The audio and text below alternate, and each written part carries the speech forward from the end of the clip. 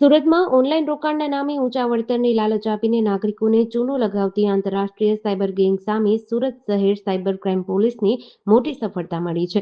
સોનાની ખાણમાં રોકાણના નામે એક નાગરિક સાથે ₹1,63,63,00,000થી વધુની ઠગાઈ આચરવાના હાઈ પ્રોફાઇલ કેસમાં પોલીસે ટેકનિકલ સર્વેલન્સના આધારે ઉત્તરાખંડના કાશીપુરથી 3 આરોપીઓની ધરપકડ કરી છે.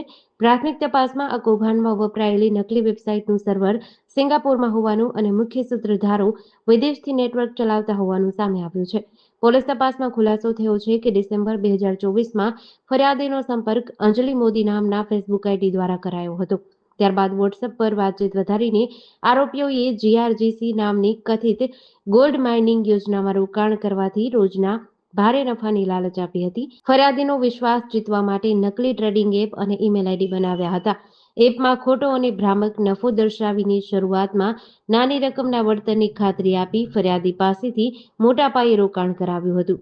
ફરિયાદીએ જ્યારે પોતાનો નફો અને મૂળ રકમ ઉપાડવાનો પ્રયાસ કર્યો ત્યારે આરોપીઓએ tax, margin money, credit score charges, audit fee અને વિડ્રોઅલ ચાર્જિસ જેવા અનેક બહાના હેઠળ અલગ-અલગ બેંક ખાતાઓમાં કુલ ₹1,63,98,012થી વધુ ટ્રાન્સફર કરાવી લીધા હતા.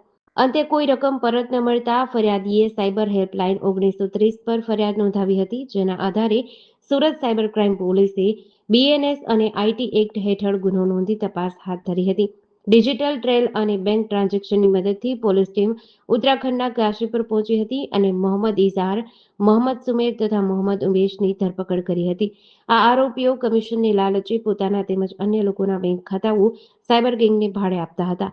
આ ગેંગના મુખ્ય સૂત્રધારો હાલ ફરીદાબાદમાં જેલમાં બંધ હોય તેમને ટ્રાન્સફર વોરંટથી સુરત લાવવાની તજવીજ હાથ ધરાઈ છે. જીડીસી ન્યૂઝ સાથે સુનિલ ગાંજાવાલા, સુરત.